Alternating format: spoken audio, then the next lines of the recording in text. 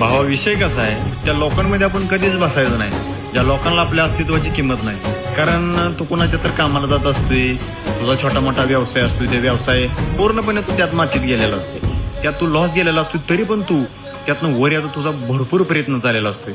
ज्यावेळी तू सगळं काम आवरून ज्या लोकांमध्ये बसायला जातो त्यावेळेस ती लोक फक्त तुझी खिल्ली म्हणून तुझा आणि तुझा व्यवसायाची कॉमेडी करणार, टिंगलबाजी करणार. कारण कसं, हो आमचा मित्र, ह्यानं हा व्यवसाय चालू केला, हात पूर्णपणे लॉस केला, आता आमच्यात बसायला लागलाय. तू तिथनं उठून गेल्यानंतर त्यांची मागे चर्चा ही अशी असत असते.